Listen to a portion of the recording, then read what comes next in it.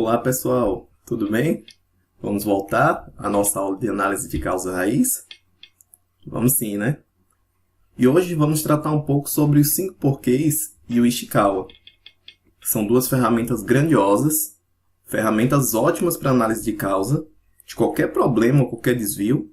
Ferramentas também simples, como os 5 porquês. Muitos acham que essa ferramenta é uma ferramenta muito simples, mas ela traz resultados incríveis se for utilizada da forma correta, assim como o Ishikawa também.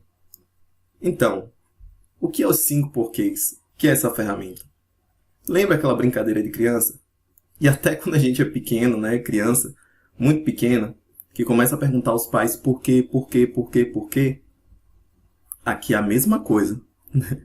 O critério aqui é o mesmo, é sempre perguntar o porquê em cima da resposta. E assim nós conseguimos nos aprofundar muito mais nas causas que estão levando um problema ou um desvio a acontecer. Ok? Mas para utilizar os 5 porquês, nós temos que entender aí algumas regras. Primeiro, os 5 porquês têm que ser utilizados depois que é identificada, né, o desvio ou a falha ou o problema. Ok? E aí, tem um primeiro critério que é bom vocês levarem em consideração. Não precisa ser necessariamente 5 porquês. Eu não tenho que ter 5 porquês exatamente. Eu posso ter 3, eu posso ter 4, eu posso ter 8, eu posso ter 7. Eu posso ter quantos porquês forem necessários para que eu chegue à causa raiz do meu problema. Tá? Então não se limitem à quantidade. Não é porque o nome é 5 porquês que nós vamos fazer 5 porquês. Tá? Uma outra regra é, à medida que você for, né, se aprofundando mais nos porquês, for tendo mais porquês, mais respostas, o interessante é você utilizar relatórios que vão te dar dados e fatos, informações, para que você consiga se aprofundar ainda mais na causa raiz e tire dessa ferramenta e consiga extrair dessa ferramenta o máximo potencial que ela consegue a lhe proporcionar, tá? Então, sempre que você utilizar a ferramenta, busque usar dados e fatos, porque senão a ferramenta vai ser baseada apenas em achismo. E isso não é legal, né?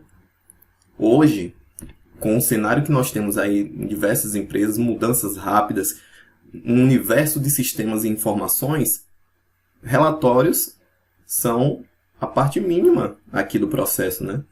É fácil buscar relatórios e dados. Então, utilizem os 5 porquês, utilizem o bom senso de vocês. O que é o bom senso quando eu falo de bom senso, né? O bom senso é o conhecimento que vocês têm sobre a rotina, sobre o dia a dia dos processos que vocês atuam.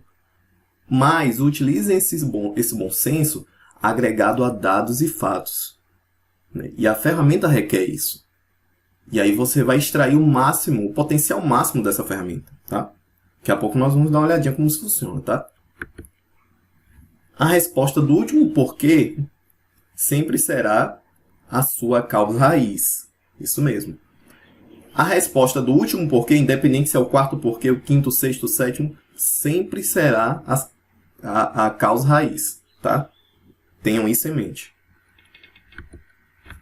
Vamos exercitar um pouquinho aqui para vocês entenderem tudo que eu falei ali atrás, tá? Vamos lá? Nesse caso aqui, nessa situação, foi detectado um atraso acima de 2 horas no atendimento dos chamados do cliente da área XPTO.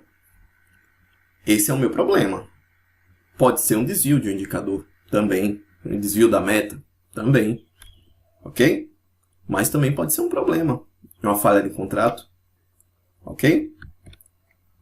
E aí nós começamos a nos questionar por que esse problema aconteceu. Né? Aí já começa a ferramenta. O problema nós já temos. E agora nós vamos aplicar a ferramenta. Vamos lá? E aí eu peço a ajuda de vocês, hein? Para chegarmos na resposta e na causa, nesse caso, né, adequada ao problema. Por que ocorreu o atraso no atendimento da região XPTO? Porque a área XPTO teve o maior TMA do estado. TMA significa tempo médio de atendimento, ok?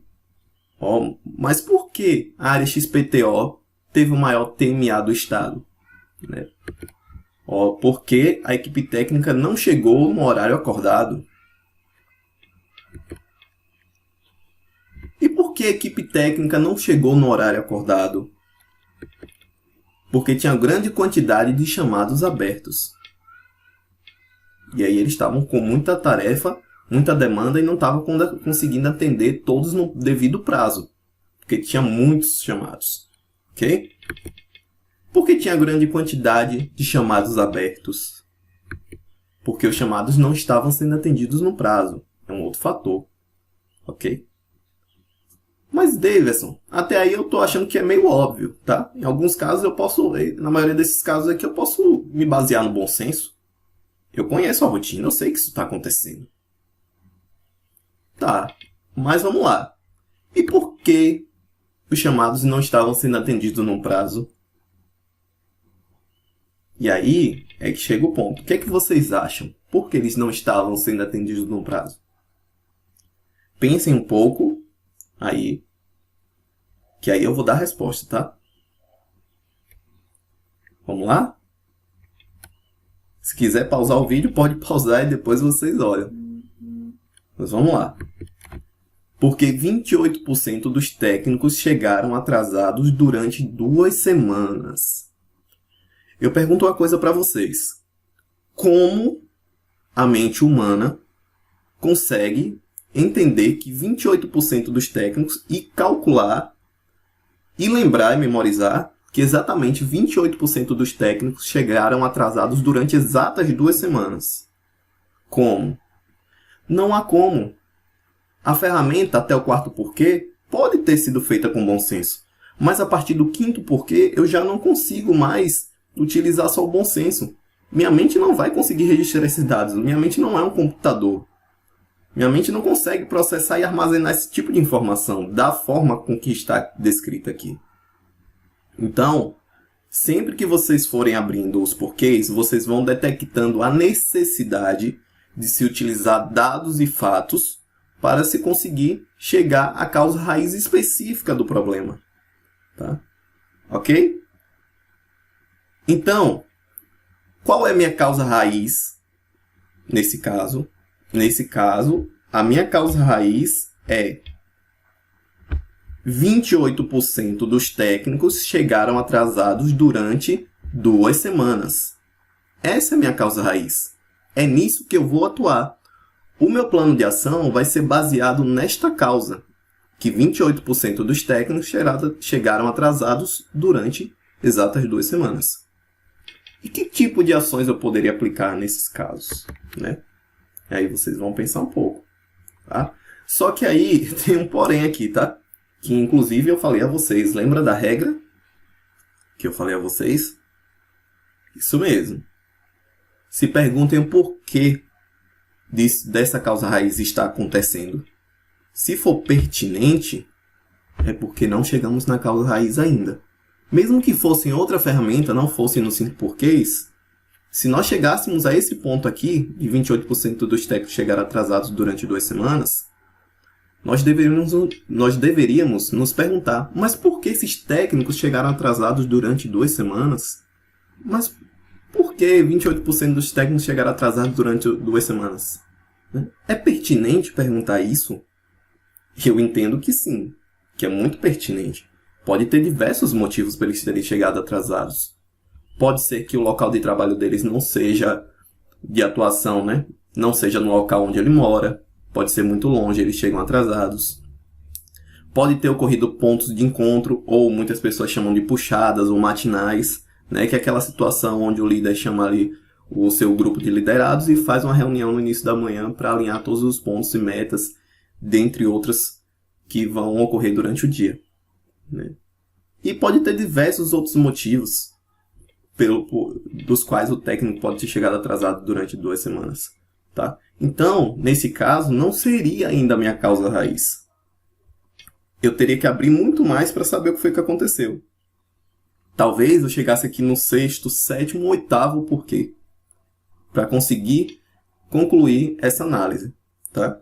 Então, tenham muita atenção a isso. Não é porque os 5 porquês é uma ferramenta simples que nós vamos tratar ela de forma tão simples, né? Essa ferramenta é uma ferramenta extremamente eficaz, mas se utilizada da forma correta. Entendem? ok? Mas para efeitos de treinamento, eu vou considerar esse último porquê, essa resposta do último porquê como minha causa raiz, tá? Eu só quis trazer essa pegadinha aqui para vocês, que é uma pegadinha, para que vocês consigam entender o que é que eu estou falando quando se perguntar o porquê daquela causa está acontecendo, ok? Sigam sempre essa regra. E aí, minha causa raiz, qual é? Como eu já disse, 28% dos técnicos chegaram atrasados durante 2 semanas. E quais ações eu aplicaria em cima dessa causa raiz? Reforçar a orientação sobre o horário de entrada no trabalho com os técnicos, aplicar feedback individual nos técnicos que tiveram atraso pela primeira vez, aplicar sanções disciplinares nos técnicos reincidentes, ok? Seriam ações para esta causa aqui, ok? Que nós identificamos. E aí, me diga uma coisa. Se esses técnicos, se eu abro mais os porquês, e esses técnicos, na verdade, chegaram atrasados, por que eu estou fazendo as matinais, né, as puxadas, ou os pontos de encontro? Cada região chama de uma forma. E, na verdade, quem está gerando todo esse transtorno sou eu mesmo. Eu que gerei esse transtorno para a equipe.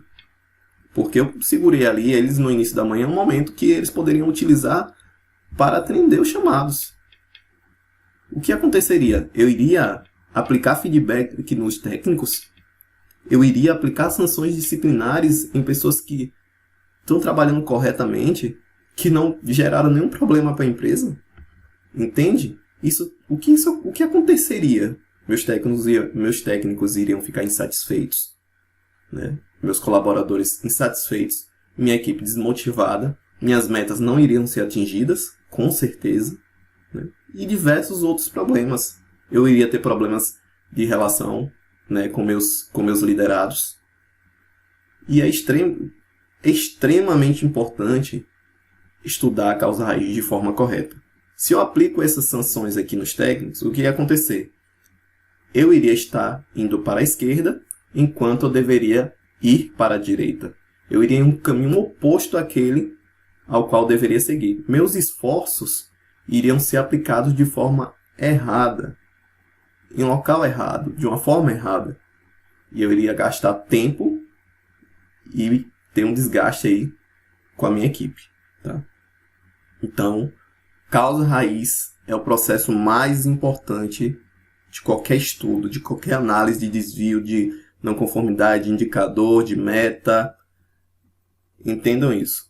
E apliquem da forma correta. Utilizem dados e fatos e o seu bom senso para chegar na causa raiz adequada a qualquer situação, tá? Ok? E o diagrama de Ishikawa, vamos conhecer um pouquinho? Essa ferramenta também é muito boa, muito boa.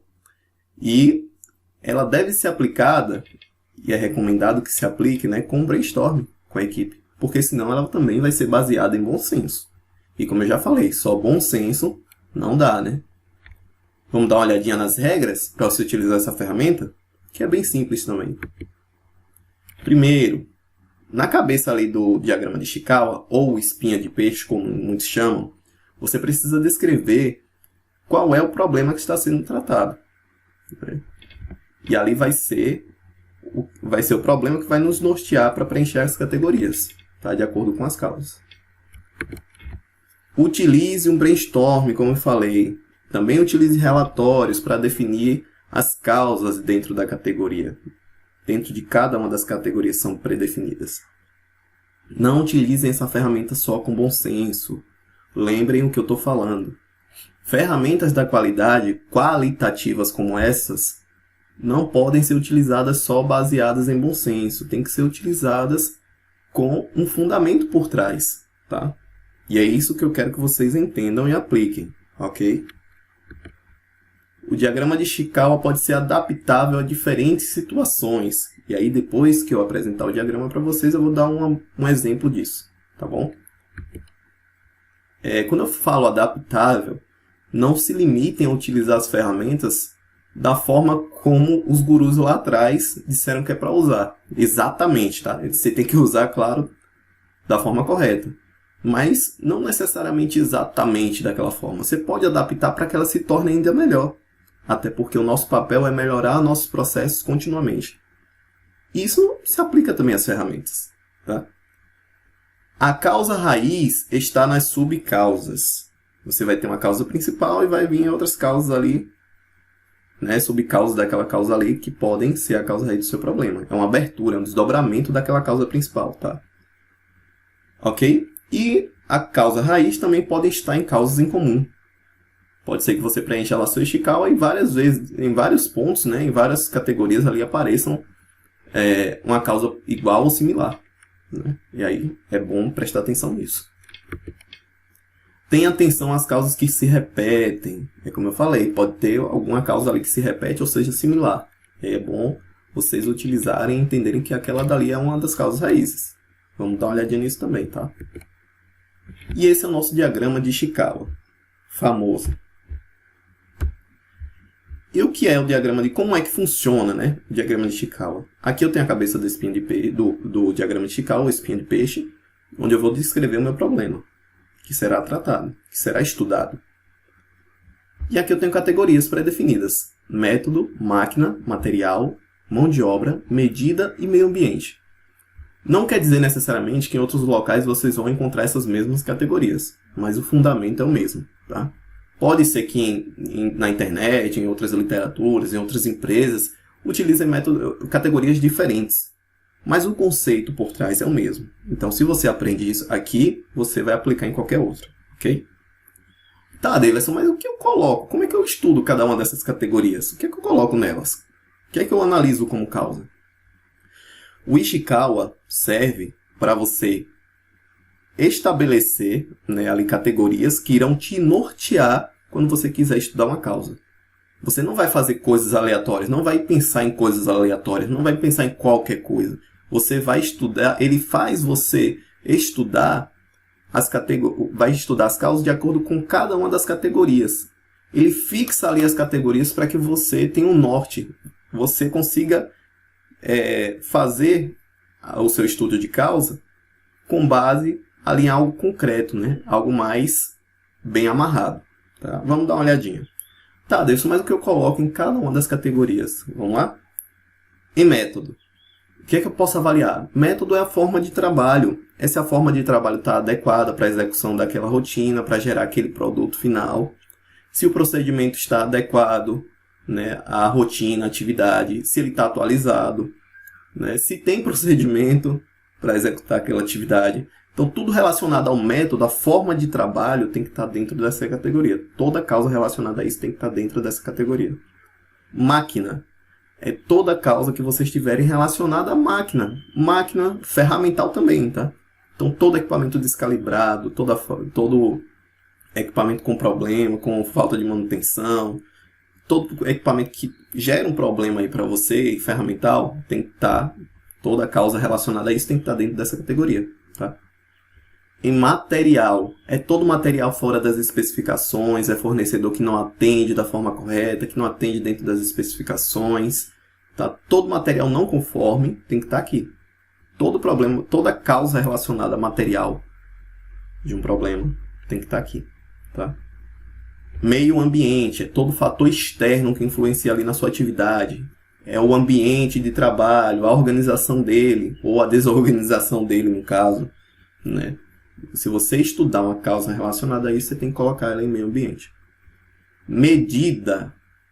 Medida é todo relatório, né? Toda informação, é todo indicador, toda métrica que te faz levar a ter problemas, né? Toda causa relacionada a isso tem que estar aí nessa categoria, tá? Toda informação que você precisa ali também e você não tem, e que com isso você acaba realmente perdendo ali o seu resultado, ou você acaba tendo não conformidades, ou você acaba gerando problemas, tem que estar aqui dentro. Mão de obra. Aqui é toda a causa relacionada ao colaborador, a pessoa. Tá? É falta de habilidade, falta de conhecimento, problemas comportamentais, toda causa relacionada à pessoa, ao colaborador, tem que estar aqui dentro de mão de obra. Tá bom? Vamos dar uma olhadinha como isso funciona na prática? Vamos preencher esse chical aqui para a gente identificar o que coloca em cada uma das causas. Lembra? Imagina assim, estou eu, Davidson, e você fazendo um brainstorm, e tem mais 5 pessoas conosco para fazer esse brainstorm.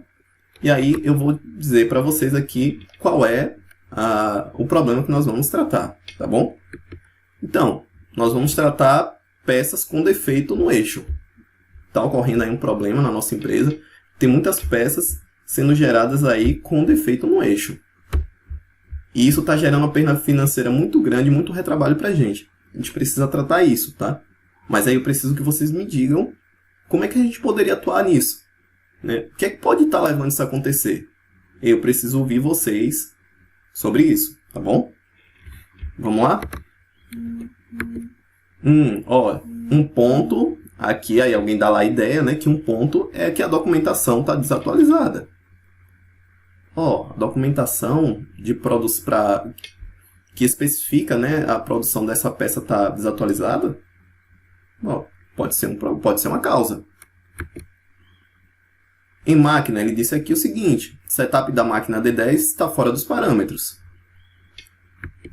Outra pessoa disse o seguinte: a composição de metais está inadequada. Eu estou preenchendo na categoria que eu entendo ser adequada à causa que a pessoa falou.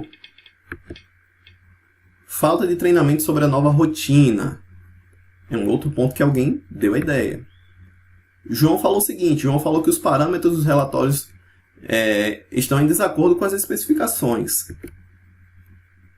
A Ana falou que a documentação desatualizada pode ter ocorrido pela ausência de relatórios, de um relatório de controle de documentos.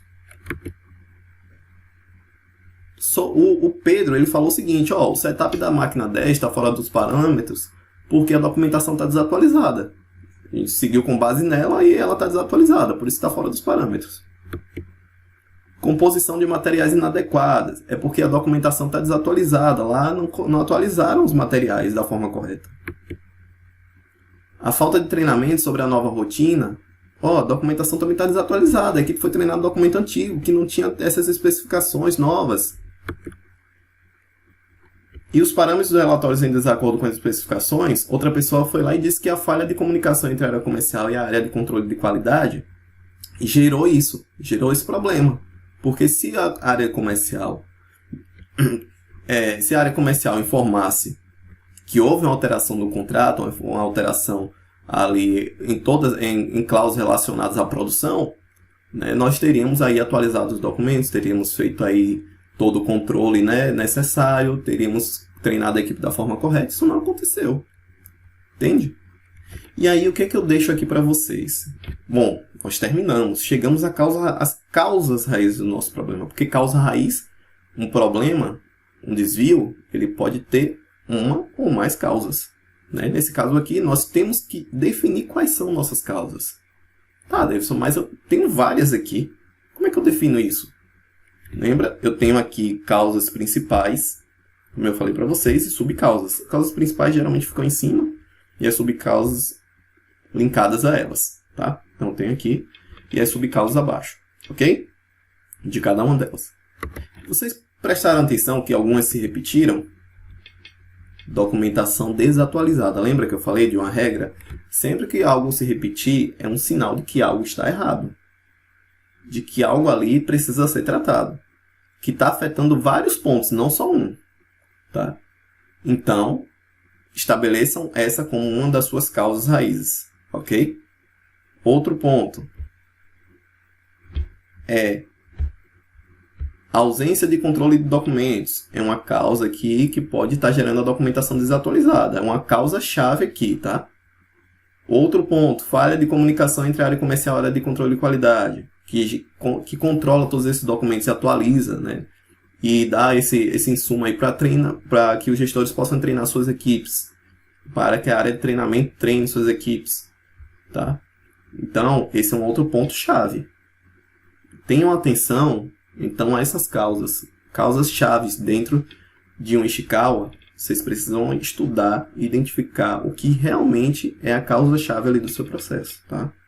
E geralmente a causa-chave é aquela que inicia, né, todas as outras, que dá start a todas as outras. E nesse caso aqui, principalmente a falha dessa comunicação aqui, é que gerou possivelmente todas as outras, tá? Então tenham atenção a essas causas aqui que podem ser tratadas com prioridade, ok? Bom, já que aprendemos a utilizar o Ishikawa, fizemos nosso brainstorm com a equipe e trouxemos o Ishikawa para eles, né? O que é que nós vamos fazer agora? Eu lembro que eu falei a vocês que o Ishikawa ele pode ser adaptável? Isso mesmo. Esse é um exemplo aqui de um Ishikawa adaptado para a área de marketing. Ele tem a mesma característica. Cabeça de espinho de peixe é para a descrição do problema e eu tenho categorias pré-definidas. Só que eu não tenho mais aquelas categorias que eu vi no Ishikawa anterior. Agora eu tenho preço, praça, produto e promoção. Os 4 P's do marketing. Entende que é muito mais fácil eu perguntar a uma equipe de marketing por que uma campanha não deu certo com esse Ishikawa do que com aquele outro, onde eu tenho materiais, eu tenho máquina. Entende? É muito diferente. Aqui eles vão dar um show, eles vão conseguir fazer isso aqui com o pé nas costas. Já o outro, eles podem ter dificuldade. Então, adaptem as ferramentas à necessidade de vocês. Não se limitem a fazer da forma que vocês veem em todo lugar. Não é para isso que nós estamos aqui. Nós estamos aqui para melhorar continuamente nossos processos. E essa é uma forma de fazer isso. Ok? E aí, pessoal? Gostaram de aprender um pouco mais sobre os 5 porquês do Ishikawa? Foi dessa forma que vocês imaginavam? O que vocês me dizem? Espero vocês na próxima aula. Até mais!